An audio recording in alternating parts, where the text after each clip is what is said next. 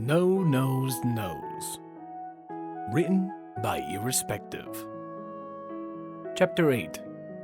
The Talk.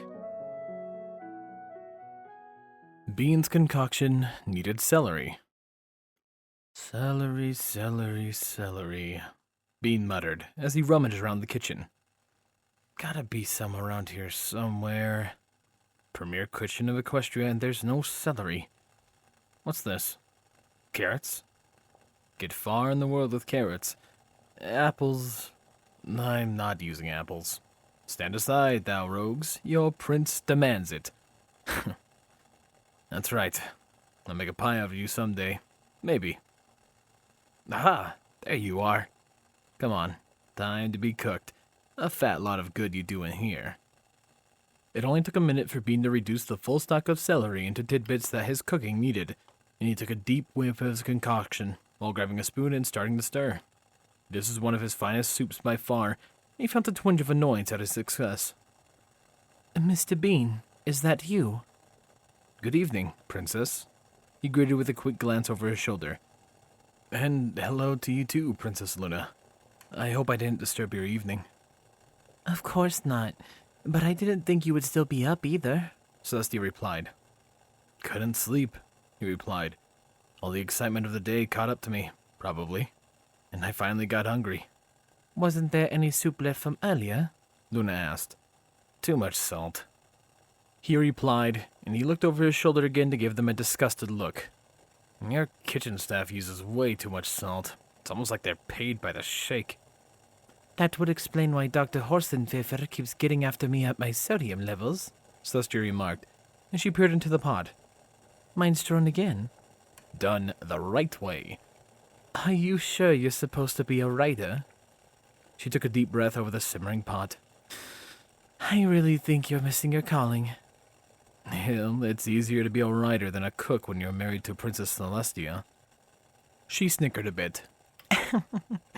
Perhaps, but why do you avoid cooking so much? If this tastes half as good as it smells, you're going to make Chef Sugarbeet very jealous. It's complicated, he said with a sigh before looking up at her. But you're probably not going to let me get away with that, are you? She shook her head, but with a smile. Bean sighed again. I thought not. Well, I guess since we're married, you deserve to know about my past. Baked Bean, as he stands before you this evening, comes from a family steeped in chefs. My dad was a chef, his dad was a chef, and I don't know how many great-greats on both my mom's and dad's sides are chefs. My parents owned the Cherished, the self-proclaimed best restaurant in Salt Lick. They are actually that good. So if you ever visited there, chances are you've eaten there. This means that little Baked Bean was obviously raised to be a chef and to take over the restaurant when he was older. I was taught everything from table placement, presentation, preparation, money management, labor costs, to permits, but I learned about cooking from them. Up until I got my cutie mark, my parents immersed me right up to the ears in food. Sometimes, literally. Remind me to tell you about the joys of fresh grape juice from the other end of the process sometimes. Anyway, I found out how well to distinguish ingredients, how to tell when they're at their peak ripeness, how different flavors meld and enhance one another, on and on. Obviously, I was somewhat decent at it, and I loved it. Cooking was fun, you know? It was like a big coloring book for your mouth and nose, really. But then the doubts started to come. When I was in first grade, my class was taking turns reading Granny Bakes a Cake, one of those early chapter books fools read. Baked Bean's eyes drifted back to the empty book that adorned his flank. I remember my cutie mark came while I was reading a section with some added dramatic emphasis. I remember I felt something odd and tingly, but it wasn't until later that I actually saw it. Once one of my classmates pointed it out, we spent the rest of the day debating what the open book signified, because it didn't seem to be related to cooking. One filly suggested it was blank because I was supposed to write in it, and that's really when all the trouble started. She unintentionally planted the first seed of doubt. And of course, when I got home, my dad proclaimed it was a cookbook, and that it was blank because I was going to add all sorts of new recipes to it, so it was easy at first to believe that. I went back to the pots, eager to continue learning. Then, the first hint of trouble came. He continued as he stirred his soup idly. With my cutie mark came the expectation that I be more evolved. My parents had me start working the tables for starters, and if you ever wanted to make a killing in tips, I had a little colt in tuxedos serve your customers. I don't know how many times somebody screamed so cute and forked over extra heaps of bits. Anyways, I didn't like serving all that much. It was okay, but there was just something about it that got it under my skin. It didn't help that I was busy on nights. I had the tendency to mix orders up and serve the wrong thing to the customer. Then I was off to actual order prep in the kitchen. That I turned into an unmitigated mess. And I'm not sure how my parents kept the place open with me screwing up so bad. But your cooking here shows you have considerable skill. Luna cut in. How could this be a problem? I guess I don't do well under stress, and I don't multitask well. Bad combination in the kitchen. You have me do one thing, I'll make one soup all night, then I'm fine. Ask for 5 different soups, 7 entrees, 12 appetizers, and 9 desserts, and everything goes to Tartarus. Everything in my head gets jumbled, and no matter how hard I try, I just can't handle it. My parents kept me at it, though, and they were both convinced that I just needed one more chance, and then I would be able to figure out a system that worked. I lost hope in being able to do the job as time went on, and I drifted into a pretty deep depression. I mean, who can really be happy when they dread having anything to do with their destiny? It'd be a bit like if you hated raising the sun. Well, it is terribly heavy and far too warm, Saucy Cashew replied. so if a lesser alicorn had to work with it, I could see it happening. Oh, whatever, Luna retorted. You're the one who said it. Celestia laughed. How many unicorns did it take to raise before I came along? The same number it took to raise the moon, you prissy little pony, Luna grumbled. Bean briefly wondered if Nightmare Moon was going to make a surprise appearance at the moment. Please, continue with your story, Mr. Bean. Celestia waved a hoof at him in encouragement. Lulu and I do this all the time. You do not have siblings, do you? Luna added, and Bean shook his head. Well, if you did, you would know this behavior is normal. The only thing you need to worry if I grow fangs. Oh, well, okay then, I guess, he replied. Anyway, I tried. I really did. I took a bunch of college courses, looked all over the haute cuisine books my parents have, and I ran myself stupid night after night trying to get it right, but I never could get it. Years rolled by like this, and each year I became more convinced that my flink was a huge lie. I think I suffered something like a mental breakdown there at the end. He paused for a moment to sip the broth of his concoction. I just snapped. I don't remember much of what I did, but apparently I upended the cheese trolley, shoved some tofu blocks into my ears and ran, screaming, from the kitchen through the main dining room and then out my front door. My parents found me later in my room, hiding under the blankets. That sounds familiar, Luna quipped. Probably goes back to foalhood. Monsters can't get you when you're under a blanket, right? Every pony knows that. Anyway, once they got me out under the blankets, we had a long talk about everything. My dad tells me I'm having something akin to an existential crisis, and that it's okay that I am. Both parents think I just haven't quite found myself yet, and that as soon as I do, I'll be as right as rain. So they made me a deal. They tell me to go out and explore the world and see the sights. If I should find something that I'm more passionate about than cooking, then I'm under no obligation to them, and I'm free to start my new life. But they believed I would find my passion for cooking while I'm traveling, and once I do, they'll be waiting to welcome me back with open arms. Mom gave me 1,000 bits for traveling money, and the next morning, I'm on a train bound for Vancouver. It was on the train that I really thought things over. I thought about how I had gotten to this point and why. I contemplated what I might find and what I could do to earn bits. I spent a lot of time trying to figure out what to do. It was in that introspection that I figured out I wanted to be a writer. I don't know exactly how the notion entered my thick head, but I think I remembered way back to when I got my cutie mark and how I'd been confused even then. I came up with a ridiculous idea for a novel, one that I'm sure would be an instant flop. Anyway, you can guess from the rest there. He turned his attention to the soup again and gave it a rapid stir. I arrived in Canterlot the night before our infamous meeting, and I was thinking of going to Baltimore from here. Of course, that would have depended if I could get more bits. I only had enough left for a couple of cheap meals. How long would you stay in Vancouver?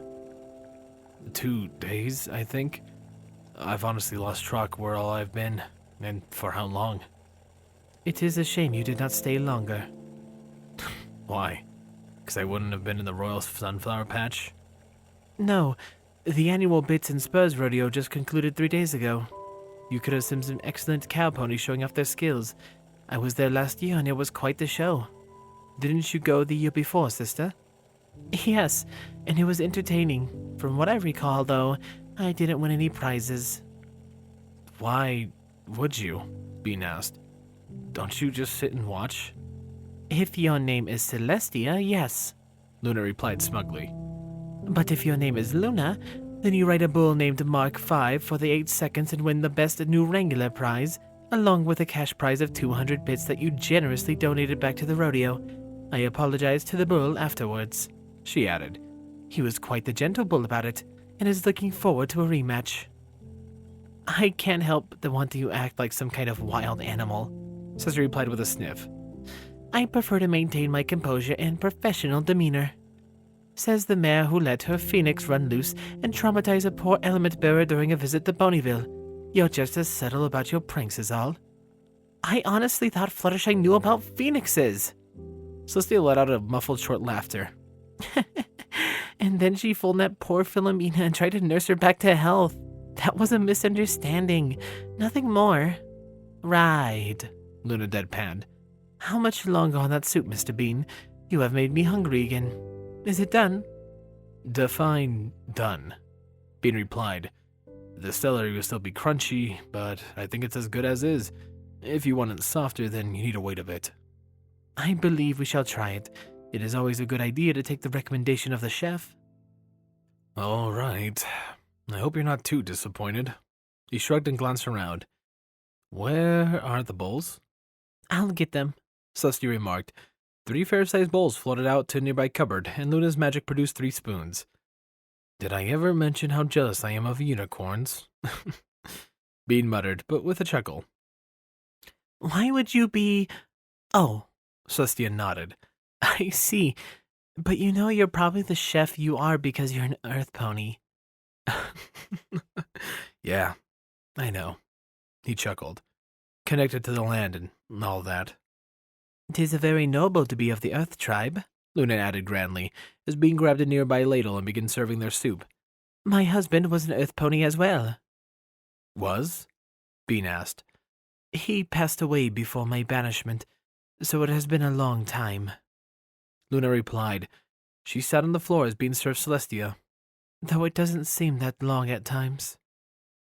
Bean felt something sweep softly into the room. It was quite like anything he'd felt before. Perhaps akin to some sort of magic that memories brought with them. Whatever it was powerful and it was deep. And he felt like he should be treading very, very carefully in this particular field. Look, Princess, if you don't want to talk about him, I'd completely understand. On the contrary, I would love to tell you about him. Bean looked over to Celestia, who nodded at him with a soft smile. It's all right, Mr. Bean. She would not say that just to be polite. You are family now, so it is only fair I should tell you. Luna continued. Most of what will happen to you now will come from this time as prince.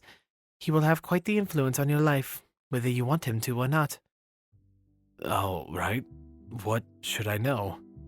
What do you want to know? Luna replied. I don't know. He shrugged as he began eating. How did you meet, I guess? Did you boop noses with him too? I did, but it was quite intentional. She giggled. I was so madly in love with him, it was hard not to until our wedding day. I held out though, so don't get any funny ideas. I wouldn't dare dream of it, he immediately replied. Good. We met at a ball that was being held for the 2nd anniversary of the foundation of Equestria. He was... oh. She hummed and tilted her head slightly to put one hoof lightly on her cheek with a serene smile. He was tall and dark and mysterious. I didn't realize I had a weakness for those types until he came sweeping into the room, all dashing and debonair looking. He cut the quite impressive figure, too. He stood almost as tall as I did, with a gray coat and a mane and tail that was so black it almost looked blue in the light. We spent nearly the whole night dancing. Luna continued. She hugged herself and swayed slightly. He was so light on his hooves, so sure in his steps. He was a stallion who could be strong when he needed to be, but as soft as a rose petal any other time. I'll never forget the way he caressed my cheek, the way he nipped at my ears. He was the perfect picture of romance, and it really didn't take long for me to fall in love with him. What was his name? Bean asked softly. Starstruck, Luna purred out a reply. Oh, and he always said he was too. He never let me forget how in awe of me he was. I was his polar star, his guide in the night, his one and only. Bean blinked. Perhaps it was just late and his eyes were tired, but was there somebody else sitting beside Luna? The two of them were horrible, Saucy added kindly. They were like kittens in a way, cute and cuddly, but always into mischief. They fed off each other, but they also defended one another fiercely. We were inseparable, Luna cooed in memory. I never understood what true love was until I had him as my own. Oh, we had our squabbles at times, all couples do, but he was so devoted to me, so committed to my happiness that he never let that drive of him away. He'd tell me that those times refined him, purified him. They knocked off the rough edges and showed him where he needed to change, and it did the same for me. Why haven't I heard of him? Bean asked. There was definitely something next to Luna now, but since Celestia wasn't saying or doing anything, whatever it was probably harmless. In fact, Bean had a feeling it was welcomed. Oh, he's in the history books. You just have to look for him, Luna replied thoughtfully. He did work quietly, anonymously if possible, and never with the thought of how it would help him. He lived to lift others up, not himself. Luna chuckled lovingly. He would say often that being married to me was as high as he could ever get, and that he wanted others to have what he had. I learned so much from him, and him from me. There was a pause, and Bean felt an overwhelming rush of tranquility, and he hesitated. The words to describe this feeling were beyond him. But as he looked at Luna, he knew that whatever this feeling was, it was the epitome of love, true love, pure love, and even only that described a fraction of the atmosphere. This is what every pony hoped could be obtained in a relationship. This was the stuff of legends, and it was in that marvelous outpouring that he saw. There was Luna. Not Princess, not Mare in the Moon, not anything but just Luna. She was sitting in a relaxed way, her head tilted to the right and forward slightly. Her hoof went towards her cheek, but it met and slid easily onto the hoof of another. Bean wasn't sure how, even why he was permitted to see this. But he saw Luna, and he saw Starstruck. He was every bit as handsome as Luna said, and more. Well-toned, as sleek as the night sky, and with a mane that was charmingly messy and fluffy. His head was just underneath Luna's chin, so she was resting along both of his ears. One hoof held hers while it gently caressed her cheek, and the other wrapped around her barrel, and that was holding her in the softest, most tender hug that could possibly be imagined. His body was pressed closely against her chest, his tail wrapped as tightly as it could around her. He was as real and as tender as anything Bean had experienced in his short little lifetime. I can still remember his scent, Luna whispered without breaking her embrace with her beloved. It was always so clean, so pure. I remember the gentle joy that would caress me every time I nuzzled into his mane, and I would pay his kindness with all the kisses he could handle. He always held me so gently yet so firmly. He always said he was afraid I was the best dream he'd ever had, and that one day he'd awaken and I would be gone. Everything about that stallion was intoxicating. The dewdrop touch of his coat against mine, the ever so slight brush of his lips he'd tease me with, the way he'd preen my feathers and play with my mane. I couldn't have found perfection in any other place. Bean had to hold back a sob as Luna sighed, and dropped her hoof from her cheek and allowed the vision to end. Star Trek faded away as Luna blinked, her eyes open and looked right at him. But I'm sure you don't want to spend the whole night listening to an old nag talking about her long-gone love. Bean slowly shook his head. You are not an old hag. You are a mare who has loved and lost. I cannot fathom any reason why I would not want to listen. I have no doubt that you had the type of marriage that they write fairy tales about. Luna smiled warmly and dipped her head. I did. But all good things must come to an end eventually. My beloved Star Trek departed this life after 88 years of life. I doubt I'll ever find his equal. I don't think you ever will. But it was wonderful to have him for the brief time fate permitted. Luna paused in thought. In a way, it still is. But enough about me. Since we are all on here, we should probably settle one or two things. Celestia grunted, and she quickly swallowed her bite. Yes, Mr. Bean. The first things first. By royal decree, you are to give the recipe for this minestrone soup to Chef Sugarbeet as soon as possible. He sorted out a chuckle.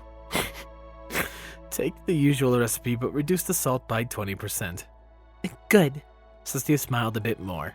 Second, I would like to notify Cadence and Shining Armor of what has transpired. I think they would like to know they have a new uncle. That's gonna be way awkward, Each said with a chuckle. Aren't I close to her age? Oh, now you've done it, Luna said with a smirk. What? You said the word. Aunt is not a word, Celestia replied flatly and with an annoyed look.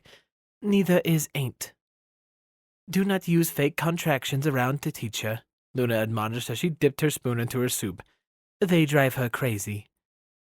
Isn't it a contraction of are and not? No, it is not. It is a fake word, Celestia instantly retorted. I'm pretty extra sure it is a real word, like, aren't you going outside? I refuse to have this discussion so late at night. Shall I conjure down the dictionary, dear sister? Luna asked with a coy glance.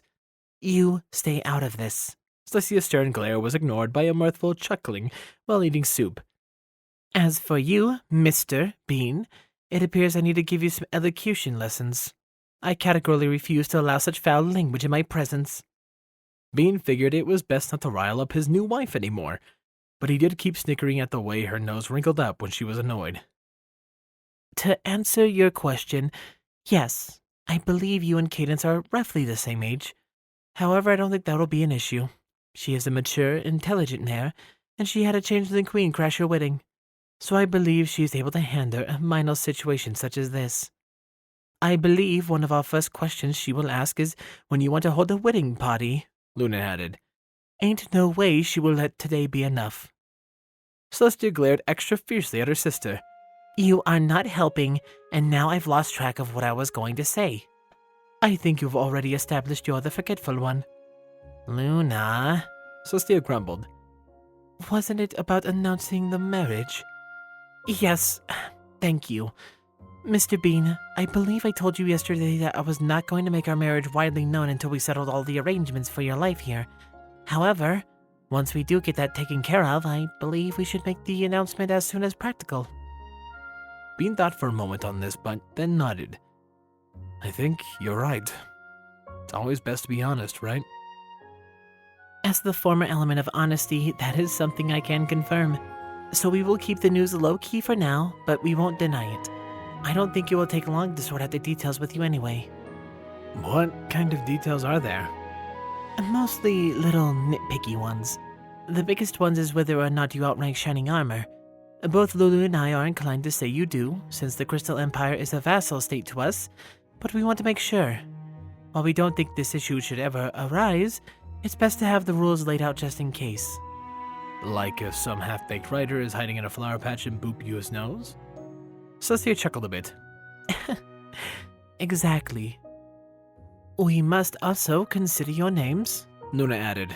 When she got confused looks from both of them, She happily continued. There is the custom of taking the husband's name and title when marrying. Does that now make you Princess Celestia Bean, or do you two take the more modern approach where she takes your name and becomes simply Baked? You would be the one to think of that. Celestia groaned as Bean laughed. I don't know. I kind of like Celestia Bean. Sounds like something I would serve on a Luna tortilla. Luna wrinkled up her nose.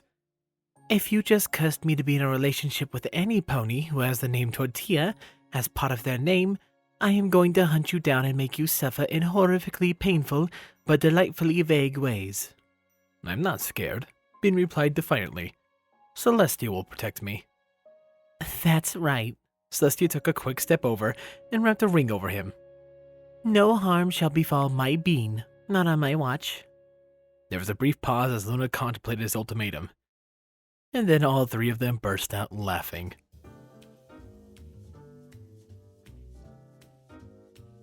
There we go. A very, very wholesome end to a rather tense chapter. Also, oh man, Luna's little backstory with her husband was so cute. I actually was tearing up a little bit. I was like, man, that is so adorable. And it's that type of stuff that you can only find once. And those who also you can only find once because they are much too generous and kind are my wonderful donators. Thank you, Chase the Master, HKH4, aka Texture, The Animated Ghost, Solus, Mark the Wolf, and of course an unbelievable thank you to Silent Titan. All of you are amazing and I appreciate your support so much. If you want other ways to support me, your viewership is more than enough. However, leaving a like and a comment down below does help me in the algorithm. Anyways, this has been Firehearth. Have a wonderful day.